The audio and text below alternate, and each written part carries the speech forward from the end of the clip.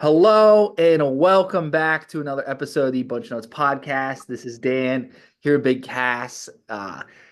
Huge weekend for the Buckeyes, and obviously, the rankings come out. Number two, not too shabby. I think that's fair. But before we get into all that, got to give a shout out to our sponsors, Forever Game Day. Cass has his shirt on the way. Amazing website, hilarious shirts. I got the Harvey Updike tree service shirt. Not even Ohio State related. Just some hilarious college shirts on there, like a plethora. Any team, Mm. go to the website, Forever Game Day. I'll obviously tweet them out. If you use promo code NUT, NUT, 15% off your first purchase. Great quality shirt. We'll be wearing these probably almost every episode now. But shout out Forever Game Day. Just excited to be working with y'all. But Cass, Penn State, man. We waited a couple days to post the episode, but But let's be straight on why we're late. Okay, we're late because the election was on Tuesday. yes. Um, Trump 2024. I'm not. That's the first time you've heard that out of me, publicly. But and then yesterday, just with my work being so exhausting, and I was like, you know what? Let's just wait through Thursday, do one episode. We did this last year. I think Yeah. we did this last year after the Penn State game. I think we always do it after. I think we always do it like before like a Purdue game or so a game Yeah, that like like yeah, and it's always after we play Penn State. I feel like too, but yeah, go get your Forever T-shirt, the Donnie Jackson shirt. I mean, the one we dropped after the game. It says we oh just dropped our nuts. yeah, go get that. So We just dropped our nuts, but dude, offensive line. I mean, we got elephant in the room. Offensive line was fan freaking tastic. I know they gave up 3 sacks. It didn't feel like it though watching the game. no, Um, and this game should like if in reality this game felt like it was a 34-10 blowout, but yeah, Penn State's a good football team. Their defense plays tough. Obviously the two Will Howard touchdown turnovers really shaped up the game. If that ball just bounces a quarter of an inch off the goal line, we get it first and goal from the 1 inch line. I mean, and that a quarter of an inch is what prevented us from winning that game 27-13. yeah. I went back and I was watching because everyone was roasting me and making fun of me. My wife, we did the Christmas pictures, missed basically the whole first quarter. I will say this: the second I walked in the bar and the TV was on, Penn State didn't score another point. Might have been the missing piece. Not going to take credit, but I obviously didn't see the Will Howard interception live. I went back and watched it. The corner, the DB made a really good break. I got to credit the DB. Oh, for sure. The read was incredible. I, he was open when Will threw it, but the problem is the DB just sat so quick. It was just an odd it Yeah. wasn't as bad I think as people were made it out to be. It Will locked in though. In the Oh one yeah. that Right happened, down and scored. yeah, I mean, he locked in. He was getting stuff on the ground, and his numbers should have been a lot better because obviously the rushing touchdown that he dropped, but the Jeremiah Smith one right in his hands, and that Yep. that's you got at all the players on the team. I'm shocked Jeremiah didn't get that. Yeah, and I mean, and then the thing is the Penn State penalty meltdowns too. You extended the drive. You Yeah, know, the DB standing over Carnell Tate and flexing over top of him. I don't think they would have thrown a flag, but I guaranteed something was said that the ref was heard. And then Abdul Carter jumping off sides, like giving the Buckeyes a free play. Really, that extended drives where the Buckeyes scored, and then that's just Penn's helping Ohio State's offense where they ran the ball so well with both running backs and Will Howard, and then the ballsy call on what was it, third down, and you bring in Bryson Rogers, Jaden Ballard, and Carnell in it, and Brandon Ennis scores a touchdown. Like that was ballsy by Chip Kelly. it was. I think though too. Their defense was suspect. Like last year, I know it was with McCord and all that. But last year I felt like we kind of struggled. It was a much more defensive game. We struggled to get down there into the red zone. Like points were a premium. And it felt like this game, it's like we were getting like if we wanted 10 yards, we could get the 10 yards no problem. It was just kind of finishing, which I'm sure they'll clean up. But offensively, I was very pleased. Zach Smith was getting into it with us on Twitter because a week before I said like Will Howard was not the problem against Nebraska. Everything was the problem. It's not just Will Howard. And then obviously Will struggled a little bit, but I also think too it was because of nerves. Like that, you could tell he was emotional and he wanted that game. Will and I think it became more apparent in the post game when he did the whole just how it talked about how his teammates picked him up and how much this game meant to him. And it's being a hometown guy from Pennsylvania, which also it's crazy that Drew Aller's from Ohio and Yeah, basically opposite teams have opposite states. it was like when Craig Krenzel was quarterback. He was from Yeah, Utica, Michigan, and John Navarre was from Ohio. Like it just it's so wild that stuff like that happens, you know. But Will Howard, man, he's him. He's him. I feel bad for Drew Aller. The guy has no receiver help. He had, Not whatsoever. it's so bad. I can't. And honestly, he was hurt. I honestly didn't think Will not Will Howard Drew Aller. I think Drew Aller didn't play that bad. No. And I thought our defense just dialed up so much. And then of course the Davis and Igbenos and interception at the end of the half, and then just the goal line stand.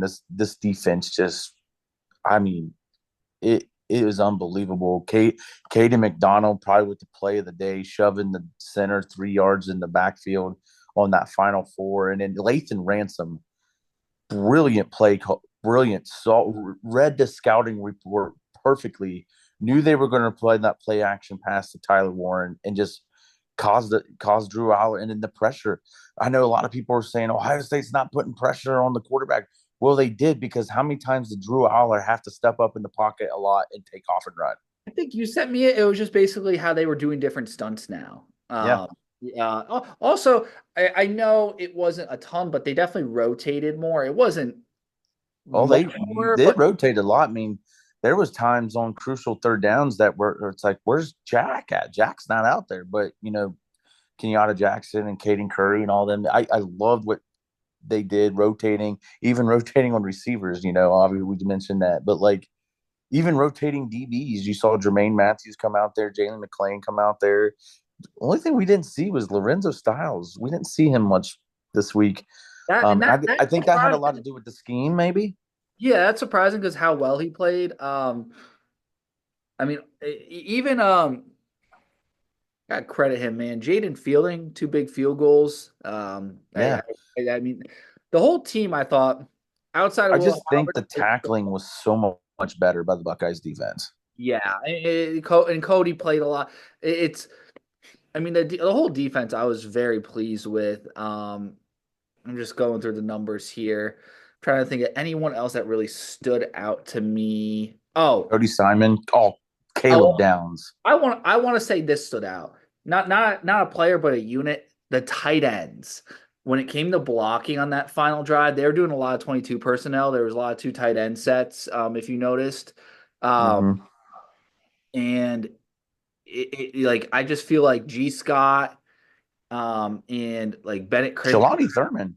even Jelani, like they were all road graders. It's And then like Ryan Day said in his press conference that Wednesday night, said that Jelani Thurman had that I had the life came at my fast moment 3 or 4 times, and just on that one catch, Bengals get a sack on Lamar Jackson. By the way, they're going to give him a yard, but anyways, um, but like that catch, I was like, oh no, yeah, like but just the play of Penn, the way we played that game, just and the way they ended, Chip Kelly and Ryan Day, that hug, at the end of the game, it was just so awesome. I'm ready to hand out Buckeye Leafs, and I know there's so many we can hand out to, and I think, and I know I'm doing this because I'm an offensive lineman.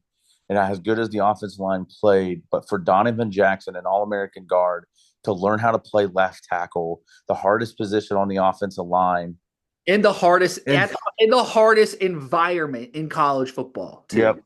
and he gets my Buckeye Leaf Yeah, because of absolutely. that. And I know he gave up the 3 sacks, but I still think he held Abdul Carter. He held his own against Abdul Carter. No, he did, and the sacks are more of the fact that they were long, deep passes. Will Howard was taking, he was like 10 feet, 12, 15 feet deep. That changes the rush angle completely, and he didn't get any help. They just said, "Okay, go to work, Donovan." Donovan played amazing. Um, I I was just gonna say the whole offensive line, even Tegra, because they didn't give him one. They said he'd play. They gave everyone on the offensive line champion, but Tegra. That's so messed The up. Way Ryan Day explained He it did. was brilliant.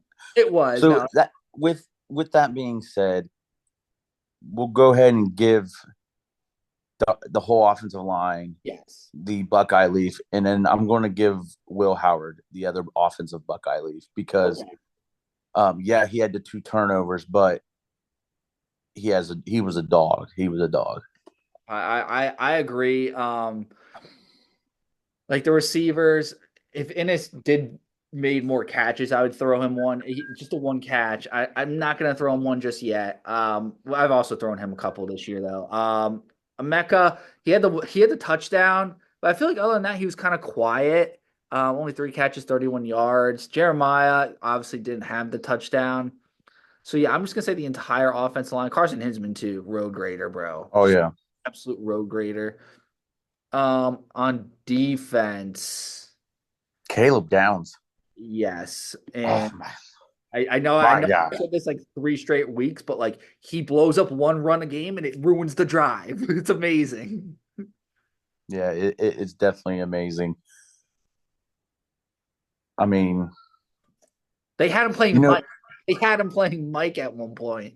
yeah, but you know what? As much as we've given Caleb Downs love, and we've given Buckeye Leafs numerous times. There's other defensive players more warranted this week, I think, and Igbenogho, absolutely. Davison Igbinosun, and I think Katie McDonald. I agree. I mean, I think we should give it to offensive line, Will Howard, Caleb Downs, Katie McDonald, and Igbenosin. And I wish I mean, I think everyone who played that game deserves a Buckeye Leaf, honestly. But there's just I want to highlight obviously everyone else.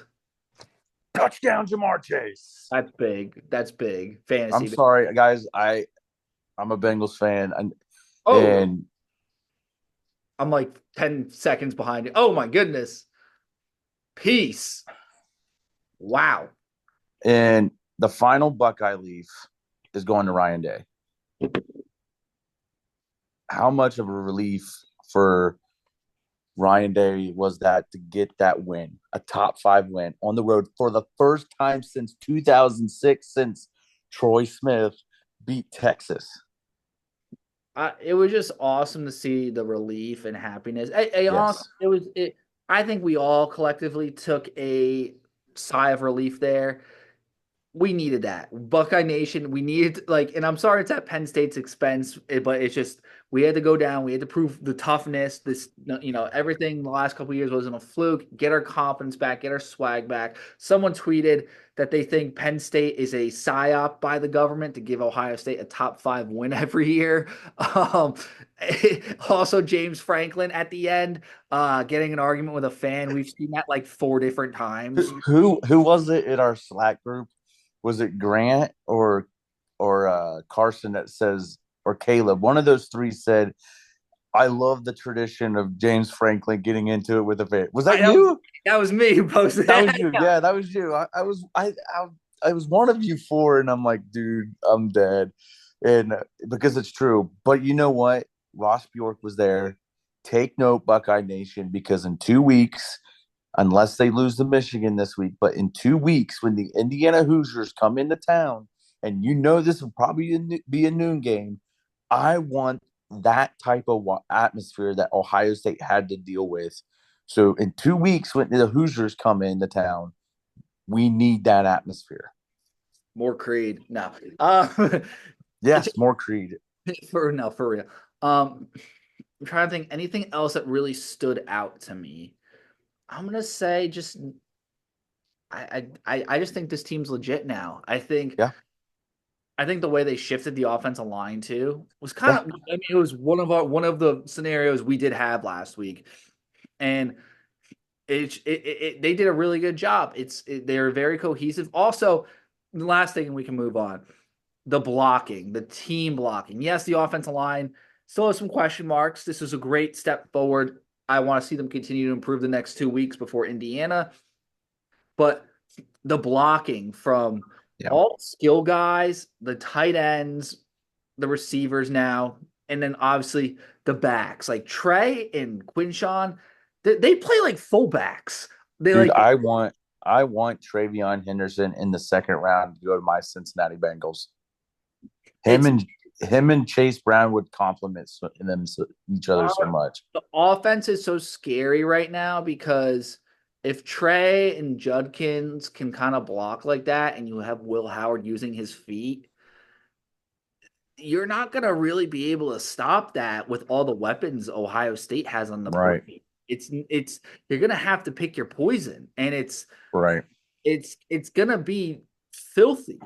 It I would have no answers as a defensive coordinator because it's you bring guys closer to the line because you need to kind of stack the box because Will is freaking unstoppable when he runs. He's basically it's like Tebow almost.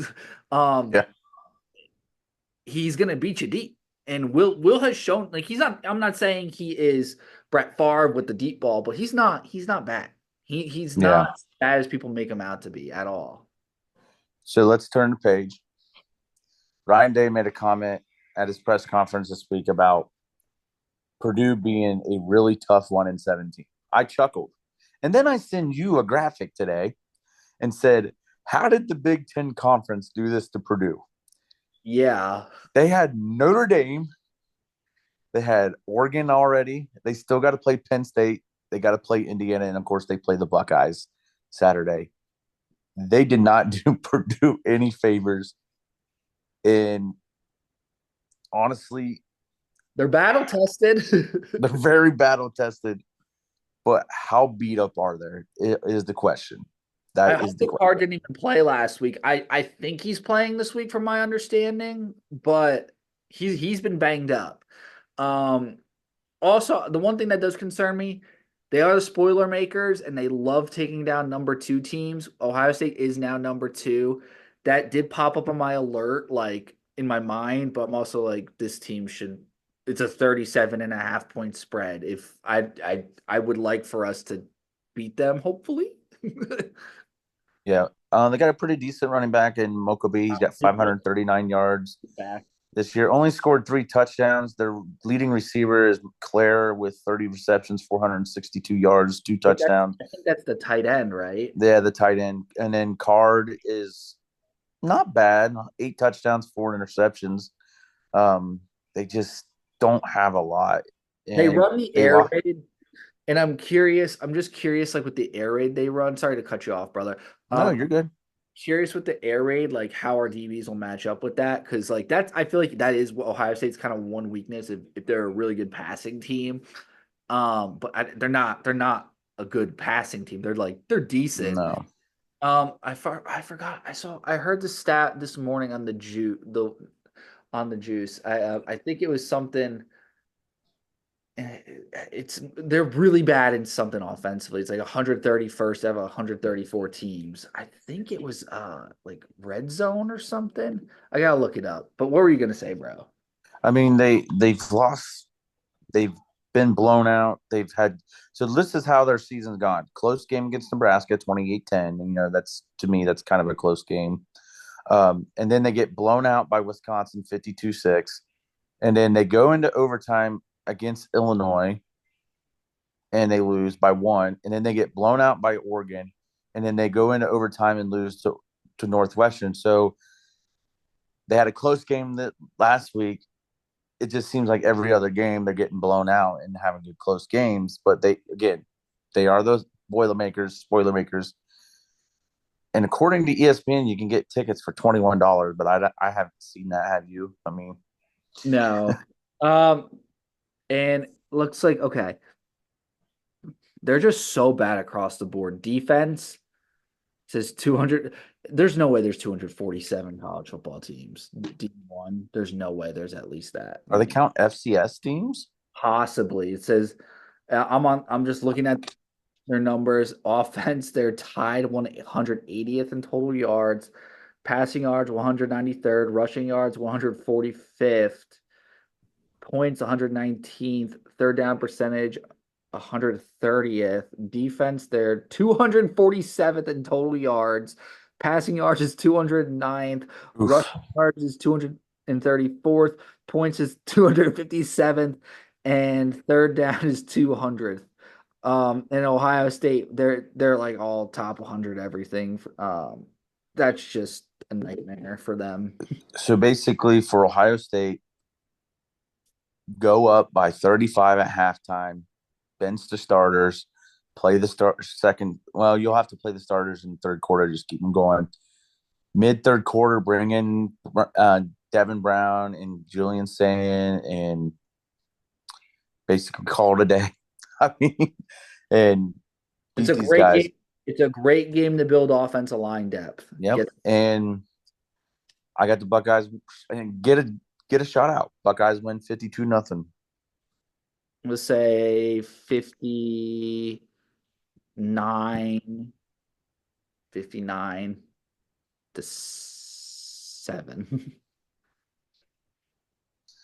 59 said both covered, obviously 38 points. Yeah.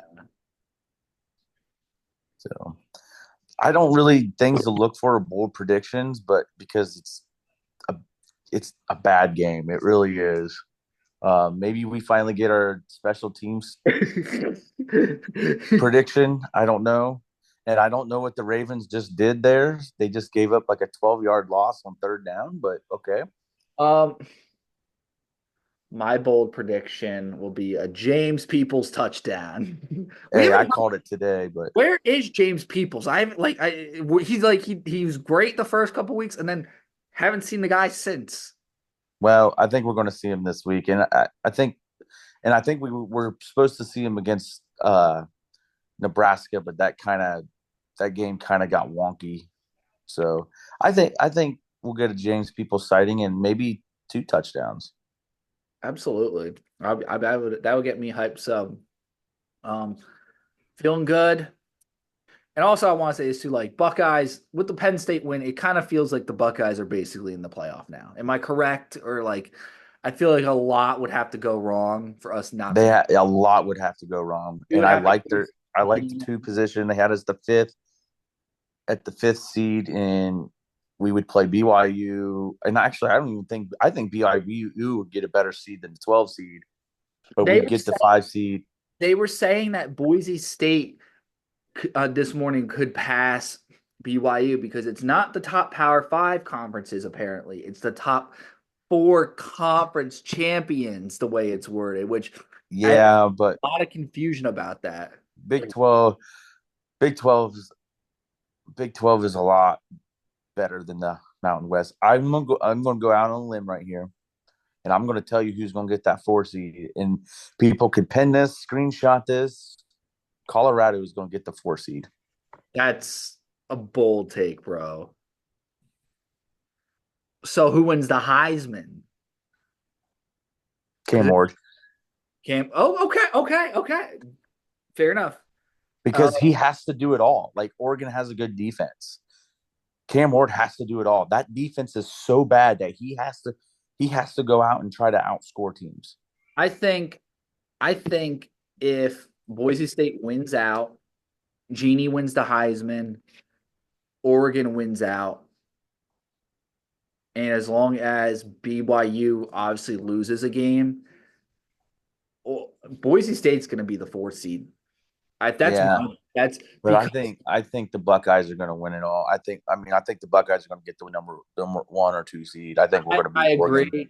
I agree. In Oregon, I think they're one of their top receivers actually suffered a season-ending injury, or like a pretty bad injury. So that's unfortunate for them. I think that's more of a bigger injury than us losing Josh Simmons, believe it or not. After how Donovan Jackson played, it looks like we're going to survive that. I don't know if Oregon's going to survive without. I think it was Tez Johnson who went down, Ooh, which that that's a means Devin Stewart's going to get doubles. yeah. It's going to can Trayshawn Holden keep his cool? Yeah.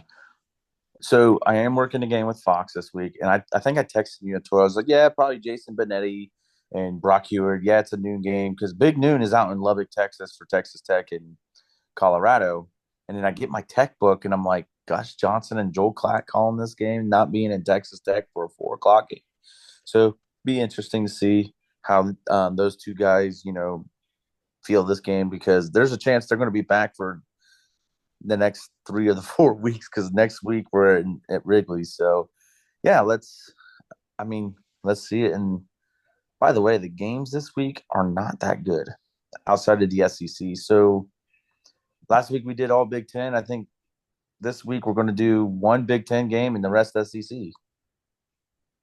I'm ready, bro. I'm ready. Let's get that Big Ten game out of the way. Indiana hosts Michigan, that I team up north. I'm taking. I've already said it on Twitter. I don't know why, but I think Michigan wins this one, bro. I'm just gonna like I'll take them obviously plus 14 and a half. I'm gonna say they're gonna win this though. Oh, it's And a 14.5 spread. yes, and Oh my gosh. and my logic is just this Indiana nonsense has to come to an end eventually. Michigan, they're going to want to become bowl eligible. Davis Warren in his past 2 games has actually, if you look at the numbers and watched, he's actually begun to look competent. Like not good, but like a minute, like an average like Big Ten Minnesota quarterback now. Not a guy who's just blindly throwing picks into triple coverage. Um, and I just think I just see this upset coming for some reason. I didn't realize the spread was that high.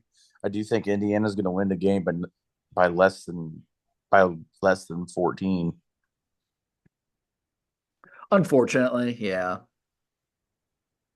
Um, So you wanted to do this one, so we're going to make it happen. South Carolina with a big win last week at home against Texas Tech travels to Nashville to take on Vanderbilt. South Carolina is a 4.5 point favorite. I like Vandy at home. I do too. I feel like what's weird about this one is this line is like such a bad. I know South Carolina's gonna win now and like cover because we like Vandy, and this line just screams like common sense. You got to pick Vandy, and I'm gonna do it, but I know I'm gonna be wrong. All right, Oklahoma, Mizzou. Oklahoma's a 3 point favorite. Both teams are really bad, and I don't know how Missouri's still ranked. Oklahoma needs a win. They need a program win, but it's at Missouri. You go ahead and pick this one. I'll go Oklahoma here. The over under is about 41 and a half, so that's screaming to me a defensive struggle battle type game. And the Oklahoma is the better defensive team. Is So it? I'm going to take Missouri because we got to go opposite one of these games. yeah. So I'm going to take Missouri Uh, +3. I take an underdog almost every game this week, and then the two big SEC games: Ole Miss, Georgia. I mean, I'm taking Georgia in this one. Ole Miss is not good. I don't care. It's two minus 2.5. I'm not gonna overthink this one at all. I know Georgia didn't even look good, but Ole Miss is not good. I've been so out on Ole Miss for the past 2 years. I don't think they're good. I don't think they'll ever be good. This is probably where they'll be the best team ever because I'm jinxing this, but it's got to be the dogs. And Kirby's probably whip these poor guys in practice this week because they only beat Florida by 3 touchdowns. I have Georgia as well, 2.5. I just don't trust Ole Miss. I know a lot of people are taking Ole Miss, but I just don't trust Ole Miss. I mean, let's just use our head here, guys. Let's not overthink this. I know Carson Beck is a hammerhead shark out there, but like let's use our freaking heads. Yeah, and then without even saying I'm taking LSU because I took LSU at the beginning of the year, um, Yeah. and I just want Bama out of the playoffs so bad. I also took LSU. It's Bama's -2.5, but this is at LSU. And look, LSU, we thought we thought was going to sneak into the SEC championship game. Can they still do that? Because they only have one loss in conference technically. It's possible. I think it is, right? They're not. Yeah, You're gonna have to win Bama, but then they play Florida, Vandy, Oklahoma. So if they win this one, they're gonna have a good shot. It feels like. yeah. I took all underdogs this week, man.